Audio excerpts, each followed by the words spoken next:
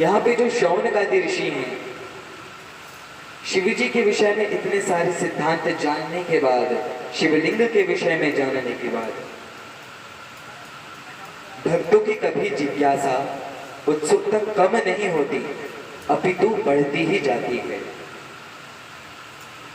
यहाँ पे जो शौनक ऋषि हैं वे कहते हैं कि आपने अपने गुरु से भगवान की भक्ति और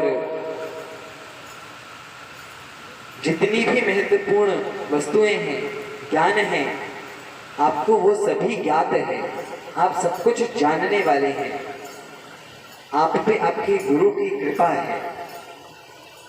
इसीलिए गुरु कृपा के कारण आप भगवान को जानते हैं। तो आप हमें बताइए कि जो शिव जी हैं, जो कि निर्गुण स्वरूप माने जाते हैं, वे सगुण रूप कैसे धारण करते हैं और सृष्टि आदि की लीला कैसे होती है। और हमने सुना है कि शिव जी का माता पार्वती के साथ विवाह हुआ था, तो उस चरित्र को भी आप पुनः सुनाइए, उस चरित्र को हमें सुनाइए, और किस प्रकार से कार्तिकेय जी का जन्म होता है, यह सब कथा आप हमें श्रवण कराइए। यहाँ पे जो सूत गोस्वामी हैं, वे ऋषियों की प्रशंसा करते हुए कहते हैं कि आपने जो प्रश्न किया है वह बहुत सुंदर है। क्यों? क्योंकि यदि हम बहुत उत्कृष्ट प्रश्न भी करते हैं और यदि वह सांसारिक है तो वह अच्छा कहलाएगा ही नहीं, परंतु भगवान के विषय में जानने वाला आपका प्रश्न बहुत अधिक अच्छा है। शिव कथा के विषय में जानने का प्रश्न। इस संसार में केवल 3 ही प्रकृति के जीव हैं, 3 ही कोटि के लोग होते हैं। कौन कौन से?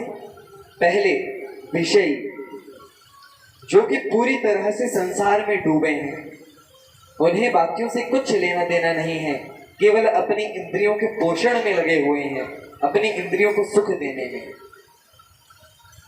नाक को अच्छी सुगंध मिले, मुख को अच्छा भोजन मिले, मन में जो आ रहा है उसी को व्यक्त करना, शास्त्रों में जो लिखा है उसके अनुसार न चल करके खुद की मनमानी करना, विषयों में फंसे हुए, काम क्रोध लोभ मोह अहंकार ईर्ष्या, इन विषयों में फंसे हुए इस कोटि के जो जीव हैं उन्हें विषयी जीव कहा जाता है। परंतु यदि ये भी शिव जी की कथा सुने तो भले ही इन्हें भगवत प्राप्ति ना हो, क्योंकि ये इतने अधिक विषयों में डूबे हैं इसलिए, परंतु तब भी यदि ये विषयी लोग भी शंकर भगवान की कथा सुनते हैं तो इनके कानों को भी यह कथा बहुत अधिक अच्छी लगती है, यह कथा उन्हें भी आकृष्ट करती है। दूसरी कोटि के, दूसरे लेवल के लोग हैं मुमुक्षु, यानी कि जो भगवान को प्राप्त करना चाहते हैं, जो भगवत प्राप्ति के मार्ग में अग्रसर हो चुके हैं, आगे बढ़ चुके हैं, वे कहलाते हैं मुमुक्षु कोटि के जीव। तो यदि वे यह कथा मुमुक्षु कोटि के जीव सुनते हैं तो उनका भी कल्याण होता है, और मुक्त कोटि के जीव, उनका भी इस कथा में मन लगता है और कल्याण होता है। यदि विषयी कोटि के जीव इस कथा को सुने तो इस कथा को सुनने के प्रभाव से वे विषय से मुमुक्षु बन जाते हैं, और यदि कोई मुमुक्षु कोटि का व्यक्ति सुने तो वह मुक्त बन जाता है, और यदि कोई मुक्त कोटि का जीव इस कथा को सुने तो वह भगवान की नित्य सेवा में प्रविष्ट हो जाता है।